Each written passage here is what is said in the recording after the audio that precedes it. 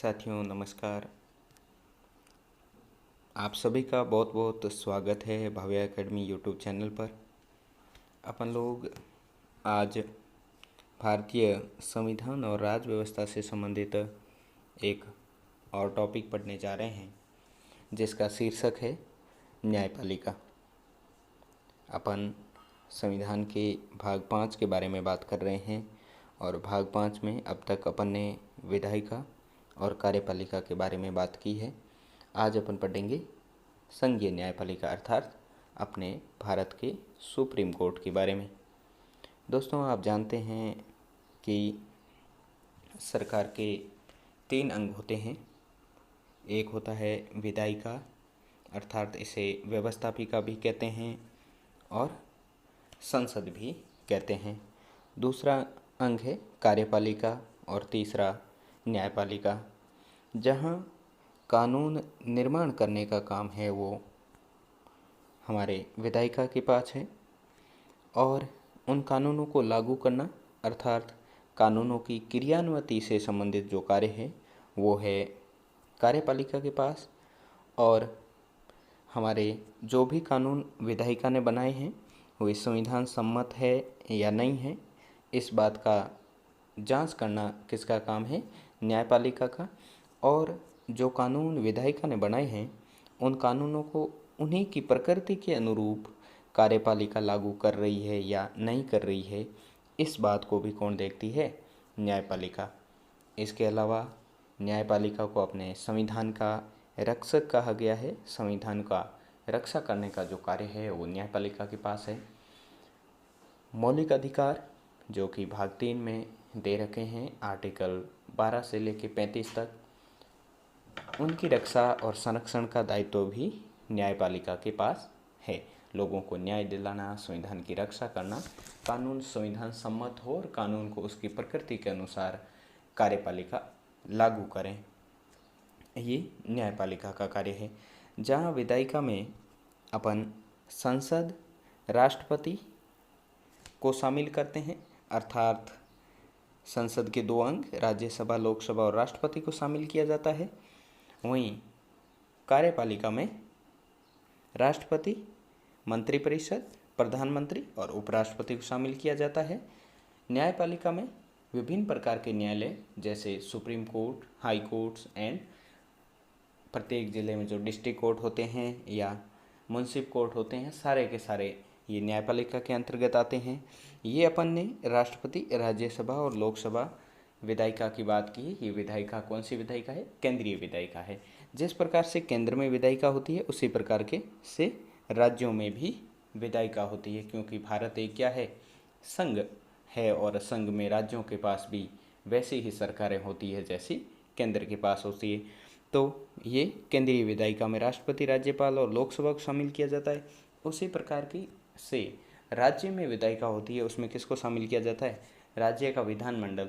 विधानमंडल अर्थात राज्य के विधानमंडल में विधान परिषद और विधानसभा 2 अंग होते हैं। इसके अलावा राष्ट्रपति के स्थान पर वहाँ किसको शामिल किया जाता है? गवर्नर को शामिल किया जाता है। इसी प्रकार वहाँ की कार्यपालिका में राज्यपाल और वहाँ के मुख्यमंत्री और मंत्रिपरिषद को शामिल किया जाता है। और न्यायपालिका हमारी एकीकृत न्यायपालिका का रूप है। किसे कहते हैं एकीकृत न्यायपालिका? अपन आगे समझते हैं। भारत की न्यायपालिका एकीकृत न्यायपालिका है। अब इस एकीकृत से क्या आशय है? जैसे भारत में संघ और राज्य दोनों के लिए एक ही न्यायपालिका है। संघ और राज्यों के लिए अलग अलग न्यायपालिका की व्यवस्था नहीं है, एक ही है। एकीकृत है जहाँ शक्तियाँ ऊपर से नीचे की ओर कम होती जाती है अर्थात नीचे से ऊपर की ओर बढ़ने पर शक्तियाँ अधिक हो जाती है, जैसे अपन इस तीर के द्वारा देख सकते हैं। जैसे अमेरिका भी एक संघ है और अमेरिका में क्या किया गया है? अमेरिका में राज्यों और संघ के लिए अलग अलग न्यायपालिका की व्यवस्था की गई, जबकि अपने देश में ऐसा नहीं है। भारत में क्या किया गया है? एकीकृत न्यायिक प्रणाली को अपनाया गया है। यहाँ संघ और राज्य सभी के लिए एक ही न्यायपालिका है। जिस प्रकार से अपन देख सकते हैं, सबसे ऊपर अर्थात सबसे अपीलीय और सबसे सर्वोच्च जो अपना होता है न्यायालय भारत का, उच्चतम न्यायालय, जो पूरे देश के लिए एक ही है। और ये कहाँ स्थित है? नई दिल्ली में इसकी पीठ स्थित है। भारत में जैसे मूल इसको स्थापित करने का सुप्रीम कोर्ट को और न्यायपालिका का मेन उद्देश्य रखा गया है कि वो संविधान की रक्षा करें और लोगों के अधिकारों का उल्लंघन नहीं होने दें। इसलिए इसको एकीकृत बनाया गया है, संघ और राज्यों के लिए एक ही प्रकार की न्यायपालिका। इसके साथ साथ अपने देश में न्यायपालिका को स्वतंत्र और स्वायत्त रखने पर भी जोर दिया गया है। हालांकि अमेरिका भी संघ है, अमेरिका में न्यायपालिका की सर्वोच्चता पाई जाती है, लेकिन भारत में न्यायपालिका सर्वोच्च नहीं है। न्यायपालिका सर्वोच्च तो नहीं है, लेकिन न्यायपालिका की पारदर्शिता, स्वायत्तता और स्वतंत्रता पर जोर दिया जाता है। जहां न्यायपालिका अधिक निडर होकर कार्य कर सके, उसकी स्वतंत्रता अधिक होगी और उसे जितना अधिक स्वायत्त बनाया जाएगा तो वो बिल्कुल पूरी तरह से मजबूती के साथ काम कर सकेगी। इस प्रकार विभिन्न प्रकार के न्यायालय अपने देश में है। अब अपन बात करते हैं भारत के उच्च न्यायालय के बारे में, जो कि एकीकृत न्यायपालिका के क्रम में सबसे ऊपर है और पूरे देश के लिए एक ही सर्वोच्च न्यायालय है, दिल्ली में स्थित है। तो इसकी कार्यप्रणाली क्या है, इसका गठन किस प्रकार से होता है, इसमें किस प्रकार से न्यायाधीशों की नियुक्ति की जाती है, उनकी क्या योग्यताएं होती है और किस प्रकार का उनका कार्यकाल होता है, उनको हटाने की क्या प्रक्रिया होती है, शपथ कौन दिलाता है, अर्थात हमारे सुप्रीम कोर्ट का क्या कार्य है, इन सब के बारे में अपन विस्तार से पढ़ते हैं। जैसे सुप्रीम कोर्ट है, और सुप्रीम कोर्ट की पहली बार स्थापना को लेके एक अंग्रेज़ों के समय में रेगुलेटिंग एक्ट आया था 1773 में। इस एक्ट के द्वारा कलकत्ता में 1774 में एक न्यायालय की स्थापना की गई, जो कि उस समय सर्वोच्च तो नहीं था, क्योंकि जब ब्रिटेन का भारत उपनिवेश था उस समय सर्वोच्च न्यायपालिका कौन थी? ब्रिटेन में थी। अपीलीय न्यायालय अपील कहाँ की जाती है? लोकसभा में, वहाँ की जाती थी ब्रिटेन में। लेकिन जो है भारत में न्यायालय की शुरुआत की गई 1774 में और कलकत्ता में स्थापित किया गया। ये यहाँ के न्यायालयों के लिए सर्वोच्च था, लेकिन अंतिम अपील कहाँ की जाती थी? ब्रिटेन में की जाती थी। बाद में 1935 में भारत शासन अधिनियम आया। कौन सा अधिनियम? 1935 का। इस अधिनियम में व्यवस्था की गई किसकी? एक संघीय न्यायपालिका की स्थापना की व्यवस्था की गई, और उसी के क्रम में भारत में 1937 में संघीय न्यायालय की स्थापना कर दी गई। और जब भारत स्वतंत्र हुआ और हमारा संविधान बना, संविधान बन के तैयार हुआ और संविधान जब लागू हुआ 26 जनवरी 1950 को, तो उसके ठीक 2 दिन बाद 28 जनवरी 1950 को हमारे न्यायालय का जो संघीय न्यायालय था 1937 में स्थापित, उसका क्या कर दिया गया? राष्ट्रीयकरण करके एक पूरे भारत के लिए सर्वोच्च न्यायालय की स्थापना कर दी गई। सुप्रीम कोर्ट की कब की गई? 28 जनवरी 1950 को। और जो स्वतंत्र भारत के जो न्यायालय बना था, उसके प्रथम जो मुख्य न्यायाधीश थे, अर्थात भारत के प्रथम सीजेआई कह सकते हैं जैसे, कौन थे? हीरालाल जे कानिया को बनाया गया। किसको बनाया? हीरालाल जे कानिया। हीरालाल जे कानिया को, बहुत इंपॉर्टेंट है परीक्षा की दृष्टि से ये तथ्य। चलिए आगे बढ़ते हैं। 1935 के संघीय न्यायालय की स्थापना 1937 में की गई। 28 जनवरी 1950 को संघीय न्यायालय को भारत में उच्चतम न्यायालय में परिवर्तन कर दिया गया। चलिए आगे बढ़ते हैं और बात करते हैं हमारे सर्वोच्च न्यायालय से संबंधित हमारे संविधान में कौन कौन से प्रावधान कर रखे हैं, उनके बारे में विस्तृत अध्ययन करते हैं। चलिए सबसे पहले बात करते हैं सर्वोच्च न्यायालय के गठन के बारे में। किस प्रकार से हमारे सर्वोच्च न्यायालय का गठन किया गया है, उसमें किस प्रकार के न्यायाधीशों की व्यवस्था रखी गई है, इस सब के बारे में बात करते हैं। और ये प्रावधान है जो हमारे संविधान के अनुच्छेद 124(1) में किया गया है। कौन से आर्टिकल में गठन का प्रावधान है? आर्टिकल 125 1 अर्थात और लिखा गया है कि न्यायाधीशों की नियुक्ति और न्यायाधीशों के पद बढ़ाने के संबंध में अधिकार किसके पास होंगे? संसद के पास होंगे। कितने न्यायाधीश? जैसे हमारा जब संविधान लागू हुआ था उस समय 1 सीजेआई और 7 अन्य न्यायाधीशों की व्यवस्था की गई थी, अर्थात कुल कितने न्यायाधीशों की व्यवस्था की गई थी? 8 न्यायाधीशों की। और उसके बाद उनकी संख्या में काल क्रमानुसार, परिस्थितियों के अनुसार और आवश्यकता के अनुसार समय समय पर बढ़ोतरी की जाती रही हैं। और ये बढ़ोतरी करने का जो अधिकार है किसके पास है? भारत की संसद के पास है। बहुत ही इम्पोर्टेंट प्रश्न है। जब संविधान बना था, अर्थात प्रश्न इस प्रकार से आ जाए, मूल संविधान में न्यायाधीशों की संख्या कितनी थी? तो आप कितनी बताओगे? 1 + 7 अर्थात 1 सीजेआई और 7 अन्य न्यायाधीश। लेकिन आज के दिन यदि आपको पूछा जाए तो कितनी है? 1 + 3 अर्थात 33।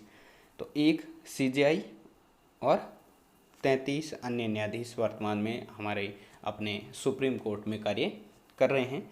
जब 2009 तक 1 सीजेआई + 25 न्यायाधीश काम करते थे। 2009 में एक एक्ट के माध्यम से संसद ने 1 सीजेआई और 30 न्यायाधीश कर दिए। और बहुत ही महत्वपूर्ण परीक्षा की दृष्टि से 2019 में संसद ने 1 सीजेआई के साथ 33 अन्य न्यायाधीशों की व्यवस्था कर दिया था। 30 पहले थे तो कितनी संख्या बढ़ाई गई? 3 नए न्यायाधीशों की नियुक्ति की गई।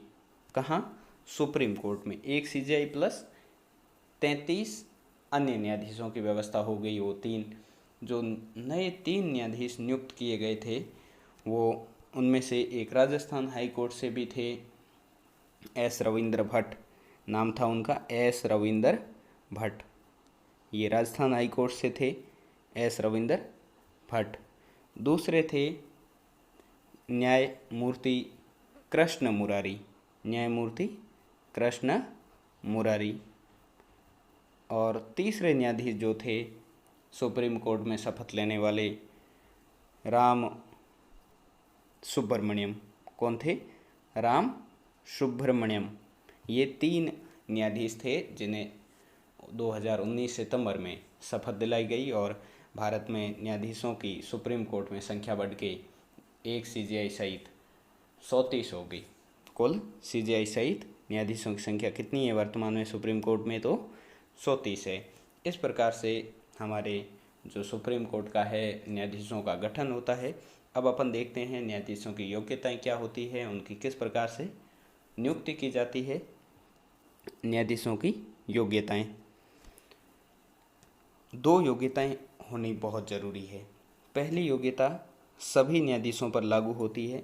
जो न्यायाधीश बनेगा उसमें वो होनी ही चाहिए। तो वो कौन सी है? भारत का नागरिक हो। न्यूनतम आयु से संबंधित कोई प्रावधान नहीं है। जिस प्रकार से राष्ट्रपति और प्रधानमंत्री या अन्य जो अपन पढ़ते हैं उसमें है, तो वैसे ही कोई बात नहीं है यहाँ पे। तो पहली शर्त भारत का नागरिक हो। दूसरी, 5 वर्ष या इससे अधिक, कितने वर्ष? 5 वर्ष या इससे अधिक कहाँ? किसी भी हाई कोर्ट में क्या रहा हो? जज रहा हो। किसी भी हाई कोर्ट में जज रहा हो। कितने समय के लिए?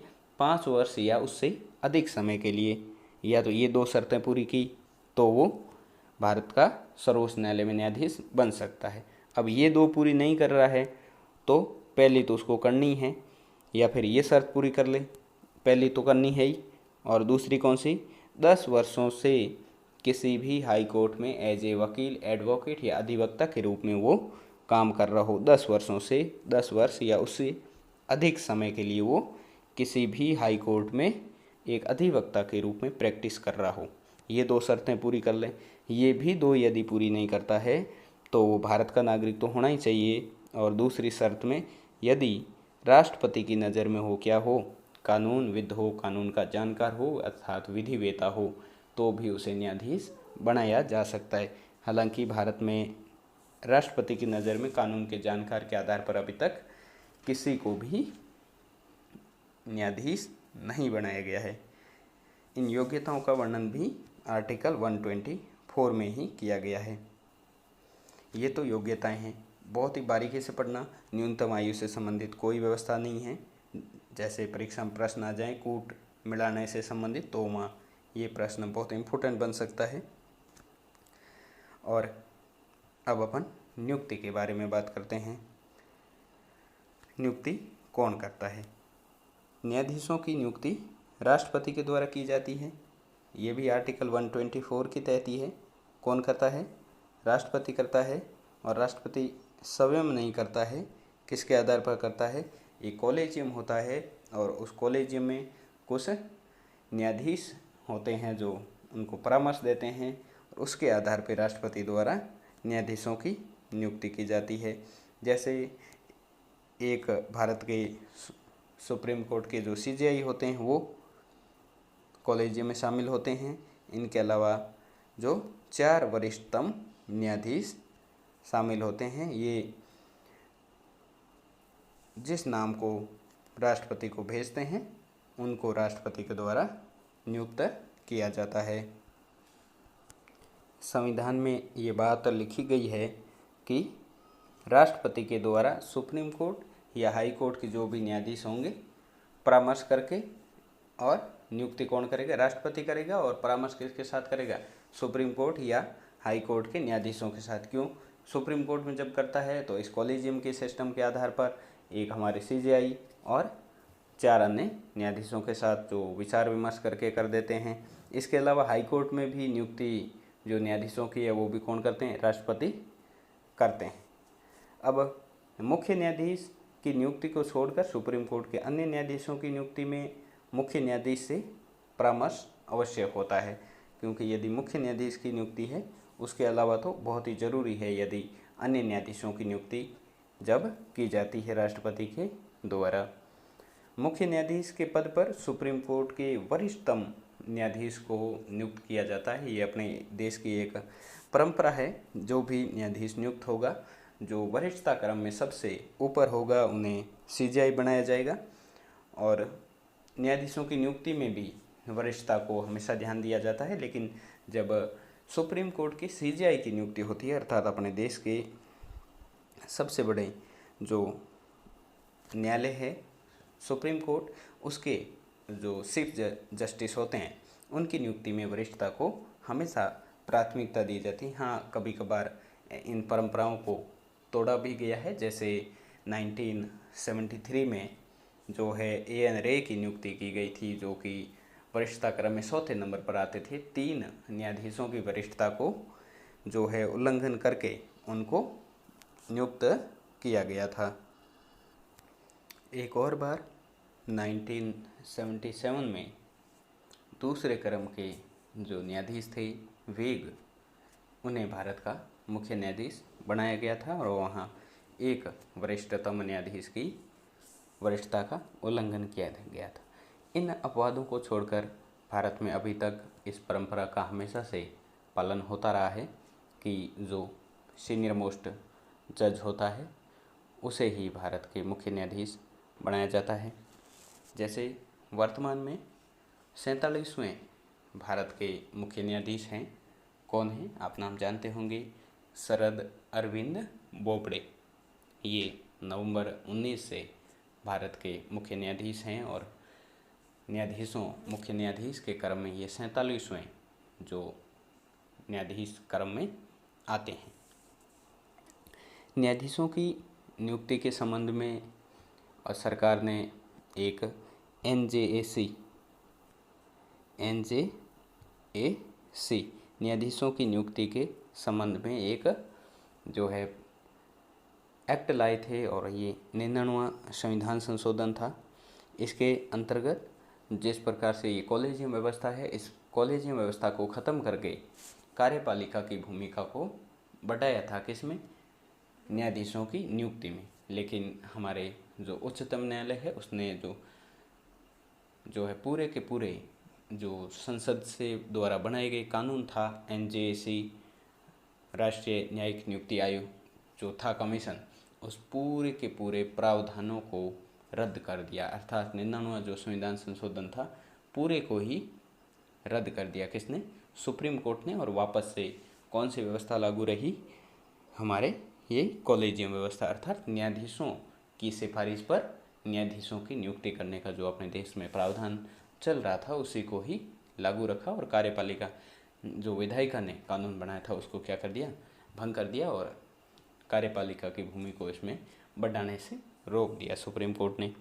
चलिए आगे बढ़ते हैं और बात करते हैं शपथ की। अब योग्यताएं हो गई और नियुक्ति हो गई, तो इन्हें शपथ कौन दिलाता है और किसकी ये शपथ लेते हैं और इसका प्रावधान कहाँ है, ये बात अपन देखते हैं। शपथ दिलाने का काम किसका है? राष्ट्रपति का। न्यायाधीशों कौन शपथ दिलाता है? राष्ट्रपति ही शपथ दिलाते हैं। और शपथ दिलाने से संबंधित जो प्रावधान है हमारे संविधान की कौन सी अनुसूची में है? जब अनुसूचियाँ पढ़ी थी अपन ने तो विस्तार से बात की थी। शपथ से संबंधित प्रावधान संविधान की अनुसूची 3 में किया गया है। और उच्चतम न्यायालय के न्यायाधीश को शपथ राष्ट्रपति दिलाते हैं। व्यवहार में ऐसा होता है कि राष्ट्रपति के द्वारा भारत के सीजेआई को शपथ दिलाई जाती है और अन्य सभी जो न्यायाधीश होते हैं सुप्रीम कोर्ट के, जैसे अभी 33 न्यायाधीश है, उन्हें शपथ कौन दिलाते हैं? सीजेआई दिलाते हैं। लेकिन जो संवैधानिक प्रावधान है वो ये कहता है कि उच्चतम न्यायालय के न्यायाधीशों की नियुक्ति राष्ट्रपति या राष्ट्रपति के द्वारा नियुक्त व्यक्ति के द्वारा की जाएगी। अर्थात शपथ दिलाने का काम किसका है? राष्ट्रपति का। और इसका प्रावधान कहाँ पर कर रखा है? अनुसूची 3 में। अगली बात है कि न्यायाधीश शपथ किस बात की लेते हैं? जिस प्रकार से राष्ट्रपति शपथ लेते हैं, किस बात की? संविधान की रक्षा की। और मंत्री पद और गोपनीयता की शपथ लेते हैं, उसी प्रकार से न्यायाधीश संविधान के प्रति सच्ची निष्ठा और श्रद्धा की शपथ लेते हैं। संविधान के प्रति सच्ची निष्ठा और श्रद्धा की शपथ लेते हैं। ये परीक्षा में पूछा जा सकता है। तो शपथ से संबंधित जो भी बिंदु बन रहे थे अपन लोगों ने देख लिए। अब अपन बात करते हैं न्यायाधीशों के कार्यकाल की। इनका कितना कार्यकाल होता है? न्यूनतम होता है? एक आयु होती है? क्या होता? तो न्यायाधीशों के कार्यकाल से संबंधित फिक्स कोई टेन्योर नहीं होता है। इन्हें कितनी न्यूनतम आयु में नियुक्त किया जाएगा इसका भी कोई प्रावधान नहीं है। जब भी इन्हें नियुक्त किया जाएगा, अर्थात सुप्रीम कोर्ट में जब भी जज बनाया जाएगा, उसके बाद वो कब तक सुप्रीम कोर्ट में रह सकते हैं? 65 वर्ष की आयु तक। यही एक बात का प्रावधान है कि 65 वर्ष की आयु तक वो सुप्रीम कोर्ट के जज रहेंगे। अर्थात उनकी सेवानिवृत्ति की क्या है? आयु दे रखी है। और आयु कितनी है? 65 ईयर। और इन्हें नियुक्त राष्ट्रपति करते हैं, तो ये अपना त्याग पत्र भी किसे देते हैं? राष्ट्रपति को ही देते हैं। यदि 65 वर्ष की आयु से पूर्व किसी न्यायाधीश को हटाया जाता है या वो त्याग पत्र दे सकते हैं, तो त्याग पत्र तो वो किसको देंगे? राष्ट्रपति को। और हटाएगा कौन? संसद हटाएगी। संसद में प्रस्ताव लाया जाएगा और प्रस्ताव के माध्यम से कौन हटाएगा? संसद हटाएगी। चलिए आगे बढ़ते हैं। त्याग पत्र अपन ने देख लिया, किसको देंगे? राष्ट्रपति को। और आगे हैं हटाने की प्रक्रिया। ध्यान से सुनना बहुत महत्वपूर्ण है। यहाँ से हमेशा प्रश्न बनता है। जिस प्रकार से अपन राष्ट्रपति को हटाने से संबंधित प्रावधान देखा था, जब राष्ट्रपति को अपन पढ़ रहे थे तो कहाँ पर देखा था? आर्टिकल 61 में राष्ट्रपति को हटाने से संबंधित महाभियोग की प्रक्रिया का वर्णन था। यहाँ महाभियोग तो नहीं है, लेकिन हटाने की प्रक्रिया का वर्णन कर रखा है। इसे महाभियोग नहीं कहते हैं। महाभियोग हटाने के लिए शब्द केवल और केवल राष्ट्रपति के लिए ही प्रयुक्त होता है। चलिए हटाने से संबंधित प्रावधानों में बात करें तो उच्चतम न्यायालय के न्यायाधीशों को हटाता कौन है? राष्ट्रपति हटाता है। संसद से जब प्रस्ताव पारित हो जाता है तो हटाता कौन है? राष्ट्रपति। पहला प्रश्न बहुत इम्पोर्टेंट, राष्ट्रपति के द्वारा हटाया जा सकता है। और हटाने को ऐसे ही नहीं है कि सीधा ही हटा दिया कि चल भाई हट, नहीं। हटाने के लिए कुछ निश्चित आधार होते हैं। जैसे 2 आधार हैं न्यायाधीशों को हटाने के लिए। एक है पहला कदाचार, अर्थात हो कोई भ्रष्टाचार में लिप्त हो तो कदाचार, और दूसरा है अक्षमता अर्थात असक्षमता कह सकते हैं, असमर्थता कह सकते हैं, अक्षमता। केवल दो आधार, इन दो में से कोई भी आधार होता है तो न्यायाधीश को पद से हटाया जा सकता है। और हटाने के लिए क्या करते हैं भाई, कोई भी सदन में प्रस्ताव लाया जाएगा, जैसे इन्हें हटाने के लिए किसी भी सदन में क्या लाया जाता है, प्रस्ताव। यदि प्रस्ताव लोकसभा में लाया जाता है तो 100 सदस्यों की पूर्व अनुमति होगी, और यदि प्रस्ताव राज्यसभा में लाया जाता है तो कितने सदस्यों की पूर्व अनुमति होगी, 50 सदस्यों के समर्थन से ही प्रस्ताव लाया जा सकता है। और न्यायाधीश जब प्रस्ताव पर चर्चा करते हैं उससे 14 दिन पूर्व जिस न्यायाधीश को हटाया जाता है उसको सूचना देनी बहुत ज़रूरी है, और वो इस दौरान क्या अपना पक्ष भी रख सकता है जिस न्यायाधीश के खिलाफ क्या लाया गया है, हटाने का प्रस्ताव लाया गया है। यदि अब जब ये बात हो गई तो प्रस्ताव आ गया, उस पर चर्चा होने लगती है, और इस दौरान क्या होता है, यदि कोई सदन अपनी सदस्य संख्या बहुमत से, बहुमत अर्थात बहुमत का मतलब क्या, कुल सदस्य संख्या का 2/3 बहुमत, उपस्थित और मतदान करने वालों का 2/3, कुल सदस्य संख्या का बहुमत, उपस्थित और मतदान करने वाले के 2/3 बहुमत से अर्थात विशेष बहुमत से प्रस्ताव को पारित कर दे, और प्रस्ताव जब दूसरे सदन में चला जाता है तो दूसरा सदन भी यदि इस प्रस्ताव को इसी आधार पर पारित कर देता है तो न्यायाधीशों को जब राष्ट्रपति हस्ताक्षर कर देते हैं तो अंत में क्या करना पड़ता है, त्याग पत्र देना पड़ता है। भारत के उच्चतम न्यायालय में अब तक इस प्रकार की प्रक्रिया से किसी भी न्यायाधीश को नहीं हटाया गया। हाँ, एक नाम आपने सुना होगा, रामास्वामी। रामास्वामी ये सुप्रीम कोर्ट के एकमात्र ऐसे न्यायाधीश हैं जिनको हटाने के लिए लोकसभा में प्रस्ताव लाया गया था, और वो प्रस्ताव पारित नहीं हो सका था, किसी भी सदन में अब तक पारित नहीं हुआ, उनके खिलाफ भी नहीं हुआ था। इसके अलावा भारत के सुप्रीम कोर्ट के किसी सीजेआई के खिलाफ अभी तक प्रस्ताव नहीं लाया गया, लेकिन जो अपने अभी न्यायाधीश हैं बोबड़े, इनसे पहले न्यायाधीश थे दीपक मिश्रा, उनके इनसे पहले नहीं, उनसे पहले, इनसे पहले रंजन गोगोई थे, और रंजन गोगोई से पहले दीपक मिश्र थे। दीपक मिश्र के खिलाफ राज्यसभा में प्रस्ताव लाया गया था, लेकिन राज्यसभा में जब प्रस्ताव लाया गया था उनके खिलाफ हटाने के लिए, तो राज्यसभा के सभापति उस समय थे वेंकैया नायडू, उन्होंने उस प्रस्ताव को क्या कर दिया, अस्वीकार कर दिया। तो ये परीक्षा में प्रश्न बन सकता है कि भारत के कौन से सीजेआई है अर्थात मुख्य न्यायाधीश है, उनके खिलाफ अभी तक प्रस्ताव लाया गया है। तो किसी भी मतलब जितने 47 लोग बने हैं उनमें से एक के खिलाफ लाया गया है, और वो भी जो सदन का सभापति थे उन्होंने स्वीकार नहीं किया था, लेकिन लाया जरूर गया था। कौन थे, दीपक मिश्र। ये 45वें न्यायाधीश थे भारत के, उनके मुख्य न्यायाधीश थे, उनके खिलाफ लाया गया था। और जब ये प्रस्ताव लाया जाता है किसी भी सदन में तो इस दौरान एक समिति के द्वारा इसकी जांच भी की जाती है।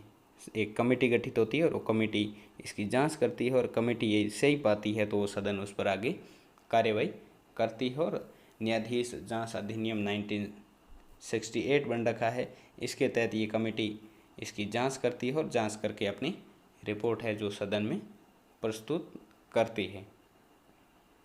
और जितने भी न्यायाधीश होते हैं वो अपना जब इस्तीफा देते हैं तो किसको संबोधित करके देते हैं, राष्ट्रपति को ही देंगे ऑफकोर्स।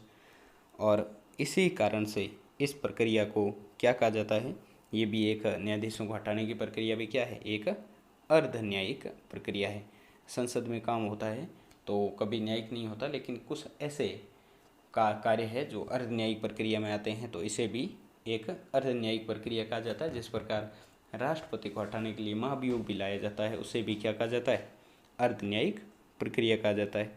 अब तक अपन ने इतनी बातें की, अब अपन आगे बढ़ते हैं और देखते हैं अन्य कुछ संविधान के महत्वपूर्ण प्रावधानों के बारे में।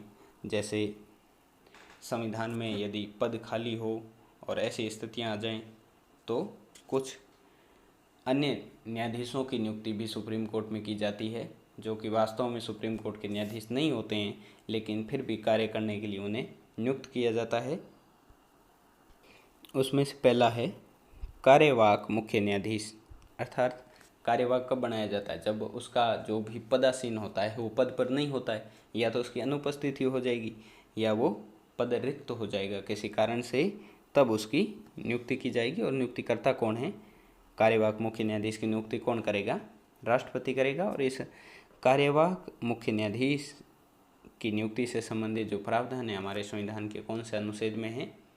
126 में है। इससे पीछे जितनी भी प्रक्रियाएं अभी तक अपन ने देखी हैं, चाहे गठन की हो, शपथ की हो, कार्यकाल की हो, या हटाने से संबंधित प्रावधान हो, या त्यागपत्र से संबंधित हो, ये सभी किस अनुच्छेद के तहत आते हैं? आर्टिकल 124 गठन। सारी चीज़ें अब तक अपन ने पीछे वीडियो में पढ़ी है, सारी किस में आती है? आर्टिकल 124 के अंतर्गत आती है। और अब अपन बात कर रहे हैं आर्टिकल 126 की। आर्टिकल 125 जो है उसमें वेतन और भत्तों की बात की गई, अपन आगे बात करेंगे। आर्टिकल 126 किसकी बात करता है? कार्यवाहक मुख्य न्यायाधीश। जब सीजेआई का पद क्या हो?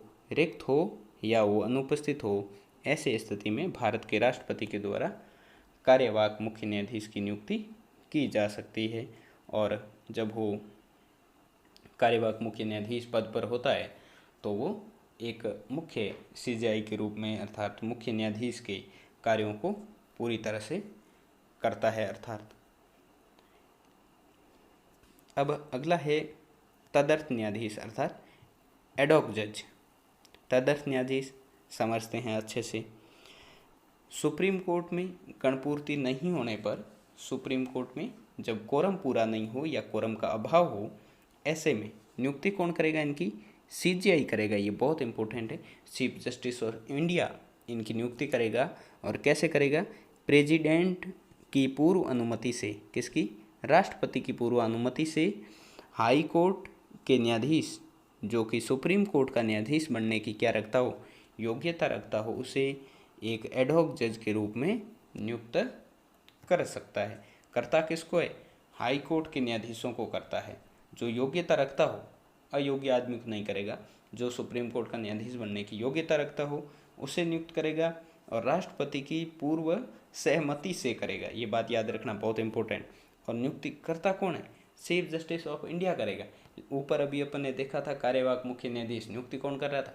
राष्ट्रपति कर रहे थे, लेकिन यहाँ राष्ट्रपति नहीं कर रहे हैं। कौन कर रहे हैं?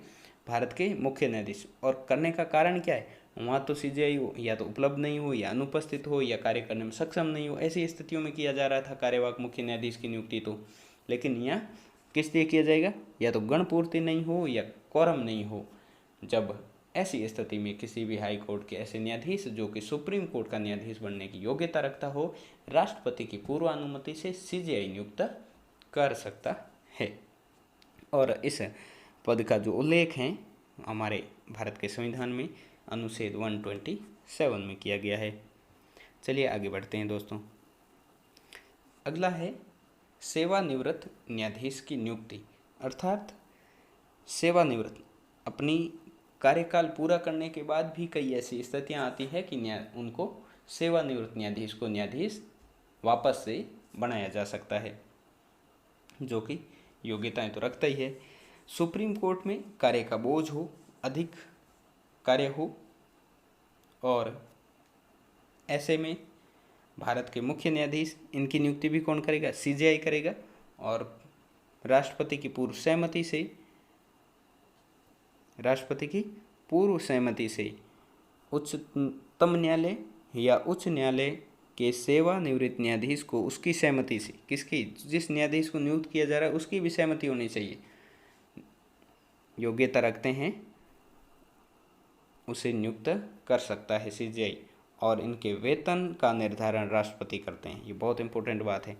नियुक्ति करते हैं सीजेआई, किसके करते हैं? सुप्रीम कोर्ट या हाई कोर्ट के ऐसे न्यायाधीश जो सेवानिवृत्त हो चुके हैं और उनकी अनुमति से, और वो सुप्रीम कोर्ट के न्यायाधीश बनने की योग्यता रखता हो, ऐसे में उनकी नियुक्ति राष्ट्रपति की पूर्व अनुमति से सीजेआई के द्वारा की जा सकती है।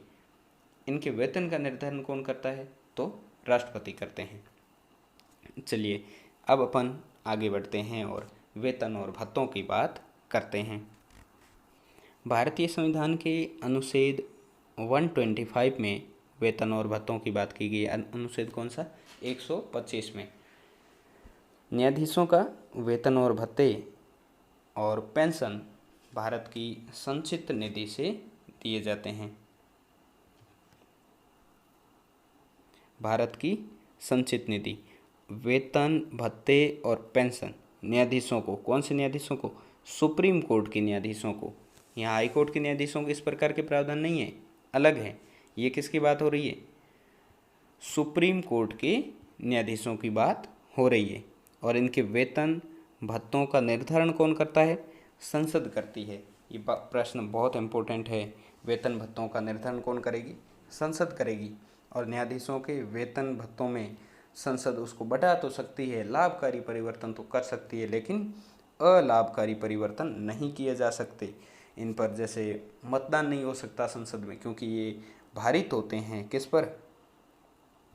भारित व्यय होता है। संचित निधि में दो तरह के व्यय होते हैं, एक भारित व्यय और एक अभारित व्यय। भारित व्यय पर चर्चा हो सकती है, लेकिन उस पर मतदान नहीं किया जा सकता। ये भारित व्यय होते हैं।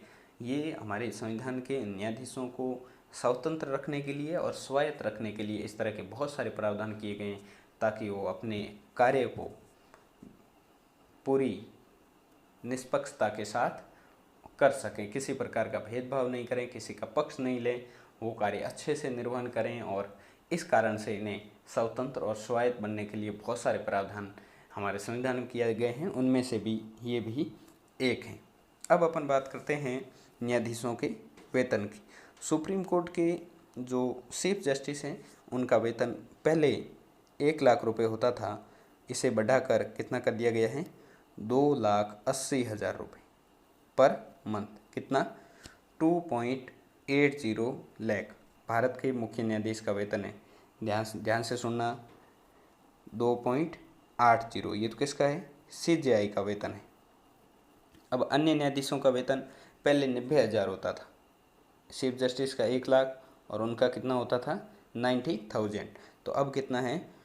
2.50 लाख, अर्थात 2.5 लाख रुपये। किसका वेतन है 2.5 लाख रुपये?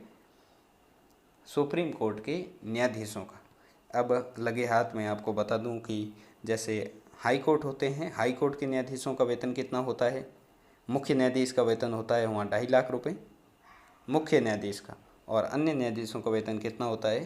2.25 लाख। कितना होता है? 2.25 लाख। चलिए अब आगे बढ़ते हैं। वेतन भत्तों के बाद अपन बात करते हैं उच्चतम न्यायालय के पीठ की। अनुच्छेद 130 किसकी बात करता है? उच्चतम न्यायालय की पीठ की। तो भारत में उच्चतम न्यायालय की एक ही पीठ है, और कहाँ है? दिल्ली है। और मुख्य न्यायाधीश राष्ट्रपति की पूर्व अनुमति से पीठ को किसी दूसरे स्थान पर भी स्थापित कर सकता है। कौन कर सकता है? मुख्य न्यायाधीश। और किसकी अनुमति से? राष्ट्रपति की पूर्व अनुमति से किसी अन्य स्थान पर भी पीठ स्थापित की जा सकती है। ये सारे प्रावधान कहाँ किए गए हैं? आर्टिकल 130 में। चलिए दोस्तों, अब तक अपन ने सामान्य जानकारी, इसका गठन कैसे होता है, न्यायाधीशों को हटाने की प्रक्रिया क्या है, कार्यकाल, शपथ, त्यागपत्र आदि के बारे में बात की, और अनेक प्रकार के अन्य प्रकार के न्यायाधीशों की बात की, वेतन भत्तों की बात की, और उच्चतम न्यायालय की पीठ की बात की। अब अपन बात करेंगे वास्तव में हमारी न्यायपालिका अर्थात हमारा सुप्रीम कोर्ट काम क्या करता है, उसके क्या कार्य हैं, किस प्रकार से वो अपने देश में न्याय का संचालन करता है, इसके बारे में विस्तार से पढ़ते हैं। वीडियो का अंत तक देखिएगा, बहुत महत्वपूर्ण है आगे आने वाले बिंदु आपकी परीक्षाओं की दृष्टि से। चलिए मित्रों, हमारा सुप्रीम कोर्ट है जो देश का सबसे बड़ा न्यायालय है, और इसे बहुत सारी पावर्स, अधिकार दिए गए हैं हमारे संविधान के माध्यम से। इनकी शक्तियों को कई भागों में बांटा गया है, जैसे आरंभिक क्षेत्राधिकार उच्चतम न्यायालय के अनुच्छेद 131 के अंतर्गत आते हैं। इन सभी को अपन एक एक करके विस्तार से देखेंगे, लेकिन संक्षेप में। रेट अधिकारिता आर्टिकल 32 के अंतर्गत आती है। SLP, क्या SLP की फुल फॉर्म है, इसको आगे अपन देखते हैं, आर्टिकल 136। अगला है जो अपीलीय अधिकारिता, संविधान में आर्टिकल 133 और 134 में अपीलीय, जो भारत का अंतिम अपीलीय न्यायालय है वो भी हमारा क्या है, सुप्रीम कोर्ट है। सलाहकारी अधिकारिता आर्टिकल 143 के अंतर्गत परामर्श देने की भी शक्ति है। अभिलेख न्यायालय, हमारा जो सुप्रीम कोर्ट है वो अपने सभी देश के अन्य न्यायाधीशों अन्य कोर्ट्स के लिए एक अभिलेख के रूप में भी कार्य करता है। अनुच्छेद 129। निर्वाचन संबंधी कुछ ऐसे कार्य हैं जैसे राष्ट्रपति के निर्वाचन से संबंधित है या उपराष्ट्रपति के निर्वाचन से संबंधित, जिस पर काम करने का केवल और केवल अधिकार किसको है, सुप्रीम कोर्ट को है। तो इनके बारे में भी अपन जानेंगे। न्यायिक पुनरावलोकन की शक्ति अर्थात विधायिका जो कानून बनाती है वो कई बार कानून हमारे संविधान सम्मत नहीं होते हैं, तो इस बात की जांच करना, उनका पुनरावलोकन करना, जैसे आर्टिकल 13 में इस बात का जिक्र है।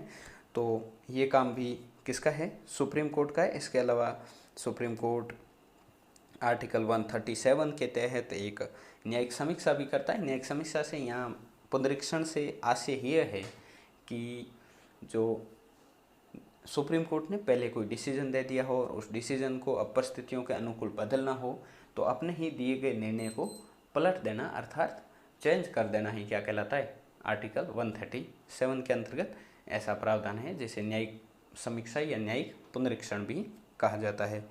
चलिए अपन अब सबसे पहले आरंभिक अधिकारिता आर्टिकल 131 के बारे में विस्तार से बात करते हैं। प्रारंभिक या मूल अधिकारिता से आशय क्या है, ये मूल अधिकारिता है। मूल अधिकारिता से आशय है कि कुछ ऐसे मामले जिन पर काम सिर्फ और सिर्फ कौन करता है, सुप्रीम कोर्ट ही करता है, ये प्रारंभिक अधिकारिता कहलाती है। ऐसे मामले हैं जैसे पहला अपन देखते हैं, भारत सरकार, गवर्नमेंट ऑफ इंडिया, या किसी गवर्नमेंट ऑफ इंडिया के साथ किसी स्टेट का कोई मसला हो, उससे संबंधित जो सुनवाई करेगा वो कौन करेगा, अपना सुप्रीम कोर्ट करेगा। या फिर कोई दो या दो से अधिक क्या हो, स्टेट हो और उनके सामने कौन हो, अन्य कोई राज्य हो, अर्थात राज्यों के बीच विवाद की स्थिति में भी। या फिर भारत सरकार या किसी राज्य सरकार का अन्य सरकार के साथ, जैसे भारत सरकार और एक राज्य हो गया और अन्य राज्य सरकार के साथ ऐसा कोई मसला है, विवाद है, तो उसकी सुनवाई भी कहाँ होगी, हमारे सुप्रीम कोर्ट में होगी। अर्थात यहाँ अपन ये समझें कि जो सुप्रीम कोर्ट का काम क्या है, ऐसे मसले जो भारत सरकार या राज्यों के संबंध में हो, आपसी विवाद हो, उनको सुनने का अधिकार किसका है, केवल और केवल सुप्रीम कोर्ट का है। हाँ, कई ऐसे है मसले जिस पर सुप्रीम कोर्ट काम नहीं करता है, जैसे सबसे ज़्यादा जो सुनने में अपने को आता है नदी जल विवाद। तो नदी जल विवाद के संबंध में अलग प्राधिकरण बन रखा है और वो प्राधिकरण काम करता है। तो ऐसे और भी कई विषय उन पर नहीं करता, लेकिन अधिकांश जो राज्य और राज्यों के या केंद्र सरकार के, भारत सरकार के ऐसे मसले हो जिनको लेके विवाद हो, तो उन्हें सुलझाने से संबंधित जो अपील होती है वो कहाँ की जाती है, सुप्रीम कोर्ट में ही की जाती है सीधी, और सुप्रीम कोर्ट ही ऐसे मामलों की सुनवाई करता है। अगली है रिट अधिकारिता। रिट अधिकारिता से है कि सुप्रीम कोर्ट जो है अधिकारों के संरक्षण के लिए 5 प्रकार के रिटें जारी करता है। किस अनुच्छेद के तहत करता है, अनुच्छेद 32 के तहत सुप्रीम कोर्ट 5 प्रकार की रिटें जारी करता है, जिनको अपन ने अधिकारों में विस्तार से पढ़ा था, जैसे बंधी प्रत्यक्षीकरण है, परम आदेश है, प्रतिषेध है, उत्प्रेषण है, अधिकार प्रसा है। ये 5 प्रकार की रिटें हैं जो कौन जारी करता है, सुप्रीम कोर्ट करता है। और किसकी रक्षा के लिए, मौलिक अधिकारों की रक्षा के लिए। तो ये रिट अधिकार कहलाते हैं। तीसरा देखो एसएलपी, आर्टिकल 136 में एसएलपी का प्रावधान। अनुच्छेद 137 के तहत सुप्रीम कोर्ट एसएलपी जारी कर सकता है। एसएलपी का मतलब है विशेष याचिका। विशेष याचिका का मतलब क्या है, जब हाई कोर्ट किसी प्रकार का प्रमाण पत्र नहीं दे और फिर भी सुप्रीम कोर्ट किसी ऐसे मामले की क्या करता हो, सुनवाई करता हो, खुद ही सुनवाई करता हो, तो इसे विशेष याचिका या SLP स्पेशल लीव पिटीशन कहा जाता है। अगला है अपीलीय अधिकारिता। अपीलीय अधिकारिता आर्टिकल 132 से 136 तक इसकी वर्णन किया गया है। उसके अंतर्गत आर्टिकल 133, 134 में दीवानी मामले, आपराधिक मामलों की बात की गई है। अनुच्छेद 132 कहता है कि भारत के विभिन्न न्यायालयों द्वारा दीवानी और फौजदारी अर्थात आपराधिक मामलों में दिए गए निर्णय के विरुद्ध सुप्रीम कोर्ट में अपील की जा सकती है। आर्टिकल 132 क्या कहता है, सुप्रीम कोर्ट में अपील करने की बात करता है। किसी भी भारत के निम्न स्तर के जो न्यायालय होते हैं अर्थात हाई कोर्ट्स होते हैं, उनके विरुद्ध अपील कहाँ की जाएगी, सुप्रीम कोर्ट में। और सुप्रीम कोर्ट भारत का सबसे बड़ा उच्च स्तर का क्या है, अपीलीय न्यायालय है। अब अनुच्छेद 132 के बाद आर्टिकल 133 किससे संबंधित है, दीवानी मसलों में, दीवानी मामलों में सुप्रीम कोर्ट के में जो अपील की जाती है किसी न्यायालय द्वारा दिए गए निर्णय जिसमें संविधान की व्याख्या की आवश्यकता के संदर्भ में सुप्रीम कोर्ट में अपील की जा सकती है। उसमें कोई संविधान की व्याख्या से संबंधित कोई विषय छुपा हुआ हो तो दीवानी मसलों के संबंध में आर्टिकल 133 के आधार पर सुप्रीम कोर्ट में अपील की जा सकती है। और आर्टिकल 134 है जो आपराधिक मामलों से संबंधित है। 133 तो सिविल मामलों से संबंधित था और 134 किसने, क्रिमिनल से संबंधित है। कोई भी हाई कोर्ट फौजदारी मामलों में दिए गए निर्णय के विरुद्ध सुप्रीम कोर्ट में अपील की जा सकती है। किसी भी हाई कोर्ट के खिलाफ सुप्रीम कोर्ट में अपील की जा सकती है हाई कोर्ट के मामलों के खिलाफ। लेकिन जिला न्यायालय के किसी व्यक्ति को यदि बरी कर दिया है लेकिन उसको हाई कोर्ट फांसी की सज़ा दे दे, या फिर जिला न्यायालय में चल रहे किसी मामले को उच्च न्यायालय अपने पास मंगवा कर किसी व्यक्ति को फांसी की सज़ा सुना दे, या ऐसा कोई फौजदारी मामला जिसमें संविधान की व्याख्या का प्रश्न निहित हो, तो सुप्रीम कोर्ट में अपील की जा सकती है। और इसके लिए सुप्रीम कोर्ट प्रमाण पत्र कई मामलों में देता है, कई मामलों में बिना प्रमाण पत्र के भी अपील कहाँ की जा सकती है, सुप्रीम कोर्ट में की जा सकती है। चलिए आगे बढ़ते हैं। अगला है सलाहकारी अधिकारिता। कैसी अधिकारिता, सलाहकारी अधिकारिता। मतलब आर्टिकल 143 के तहत ये सलाहकारी अधिकारिता काम करती है। इसका अर्थ है कि राष्ट्रपति किसी मामले में उच्चतम न्यायालय की सलाह लेता हो। कौन लेता हो, राष्ट्रपति लेता हो। और ये सार्वजनिक महत्व के जिस भी मसले पर राष्ट्रपति सलाह लेते हैं वो सलाह सुप्रीम कोर्ट देने के लिए बाध्य नहीं है, और जो सुप्रीम कोर्ट सलाह देता है उसे मानने के लिए राष्ट्रपति भी बाध्य नहीं है। लेकिन राष्ट्रपति सुप्रीम कोर्ट से सलाह ले सकता है, और सलाह लेने के से संबंध में जो अनुच्छेद प्रावधान करता है वो आर्टिकल कौन सा है, 143। अगला अपन देखते हैं आर्टिकल 129, एक अभिलेखीय न्यायालय। सुप्रीम कोर्ट क्या है, एक अभिलेखीय न्यायालय है। इसका मतलब क्या है, एक रिकॉर्ड्स के रूप में है जो कि भारत के सभी हाई कोर्ट्स और जिला सत्र न्यायालयों के लिए एक रिकॉर्ड्स या अभिलेख के रूप में काम करता है। इसका दिया हुआ डिसीजन जो है हाई कोर्ट्स वगैरह अपनी जो भी जो सुनवाइयाँ होती हैं उसमें काम में लेते हैं। जैसे सुप्रीम कोर्ट द्वारा दिए गए सभी निर्णयों का रिकॉर्ड रखा जाता है, क्योंकि अन्य न्यायालयों इस निर्णय जो भी देता है सुप्रीम कोर्ट उनको रेफरेंस या एक नज़ीर के रूप में उपयोग में लेते हैं। सुप्रीम कोर्ट द्वारा दिए गए निर्णय की पालना संबंधित पक्ष को करनी होती है, अन्यथा न्यायिक अवमानना का मामला बन जाता है। सुप्रीम कोर्ट जो भी निर्णय देता है वो उसको पालना करनी ही होती है, अन्यथा की स्थिति में जो कंटेम्प्ट ऑफ कोर्ट का मामला बन जाता है। इसके अलावा आगे अपन देखते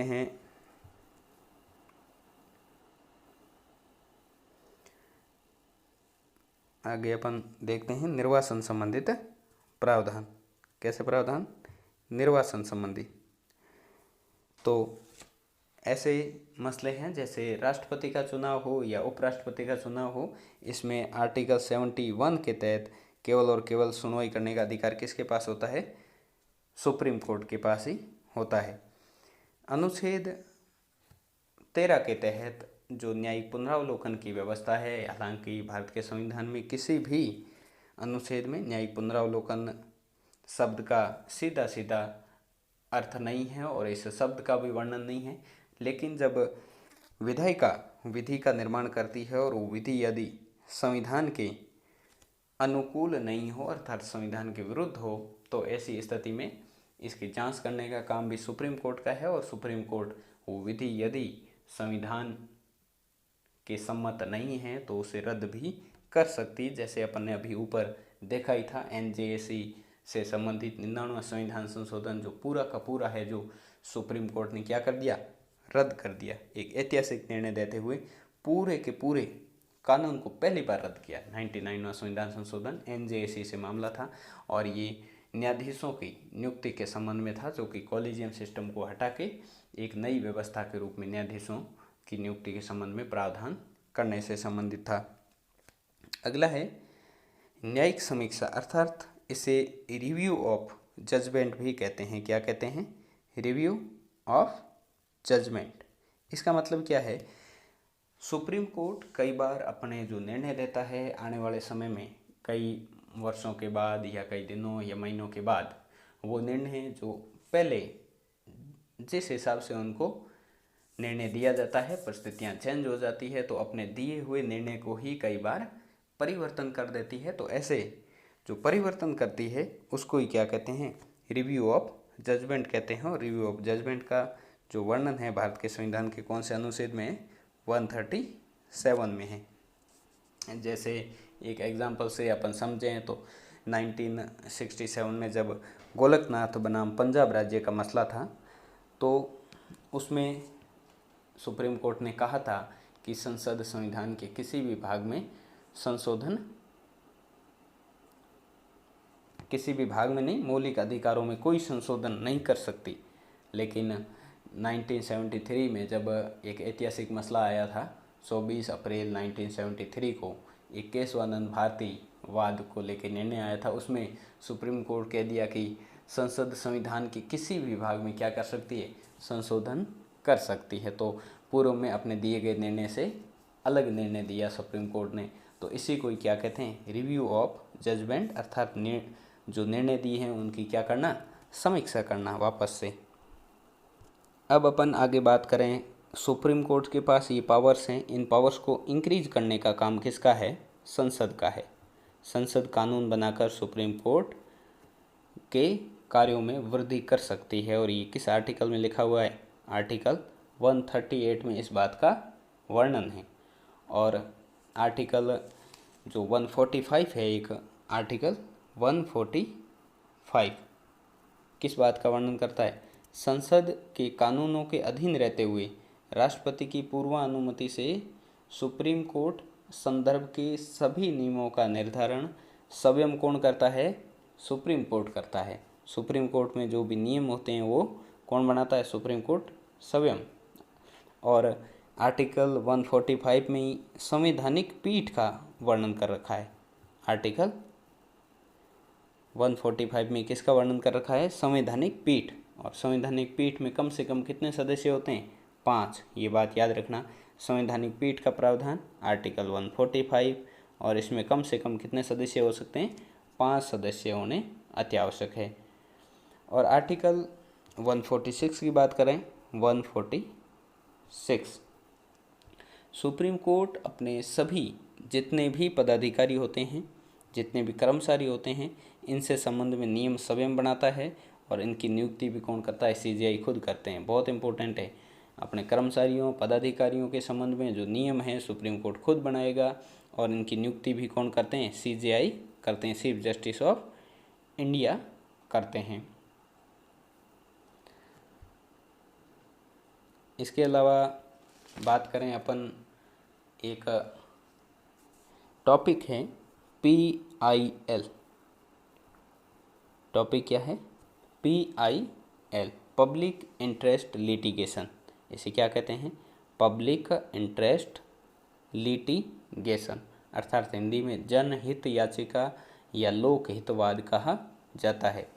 जब कार्यपालिका द्वारा अपने निर्धारित कार्य नहीं किए जाते हैं, सरकार द्वारा जो निर्धारित कार्य होते हैं वो नहीं करती है, और लोगों के जो मौलिक अधिकार होते हैं उनकी रक्षा किसी गैर सरकारी संगठन की याचिका, अर्थात मीडिया या किसी खबर को ही जो एक इनिशिएटिव के रूप में खुद ही सुप्रीम कोर्ट लेके आता है, उसको कोई सुनवाई करने वाला नहीं हो, ऐसे कई मसलों को तो सुनवाई की जाती है। और PIL व्यक्तिगत हितों के लिए नहीं लगाई जाती है, क्या एक सार्वजनिक मसलों या सामूहिक हितों के लिए लगाई जाती है।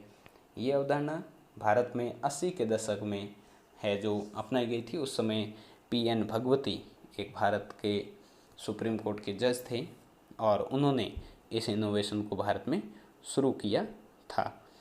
PIL का सुप्रीम कोर्ट में संविधान, अपने जो संविधान बन रखा है उसमें कहीं पर भी उल्लेख नहीं किया गया है।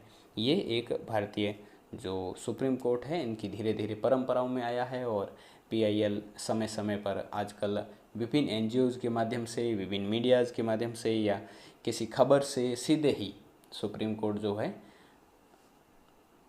निर्णय दे सकता है अर्थात उस पर सुनवाई करता है। चलिए दोस्तों, आप लोगों ने इस क्लास को पूरा देखा, आपका बहुत बहुत शुक्रिया। कोशिश ये की गई कि आप इस टॉपिक को अच्छे से समझें, और मुझे लगता है आपने यदि इत्मीनान से इस वीडियो को देखा है तो आप ज़रूर समझे भी होंगे, और आगे भी ऐसे ही वीडियो मैं आपके लिए लाता रहूँगा।